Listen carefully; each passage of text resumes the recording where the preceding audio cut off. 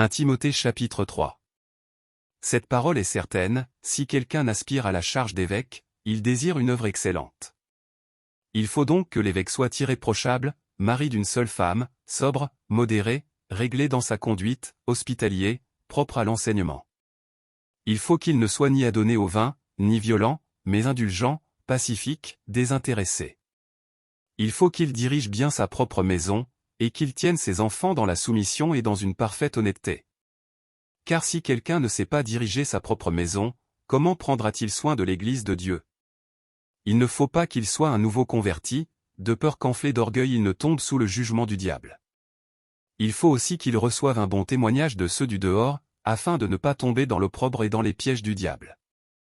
Les diacres aussi doivent être honnêtes, éloignés de la duplicité, des excès du vin, d'un gain sordide.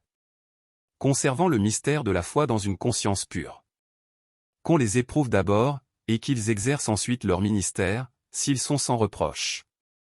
Les femmes, de même, doivent être honnêtes, non médisantes, sobres, fidèles en toutes choses. Les diacres doivent être maris d'une seule femme, et diriger bien leurs enfants et leur propre maison. Car ceux qui remplissent convenablement leur ministère s'acquièrent un rang honorable, et une grande assurance dans la foi en Jésus-Christ. Je t'écris ces choses, avec l'espérance d'aller bientôt vers toi. Mais afin que tu saches, si je tarde, comment il faut se conduire dans la maison de Dieu, qui est l'Église du Dieu vivant, la colonne et l'appui de la vérité. Et, sans contredit, le mystère de la piété est grand, celui qui a été manifesté en chair, justifié par l'Esprit, vu des anges, prêché aux gentils, cru dans le monde, élevé dans la gloire.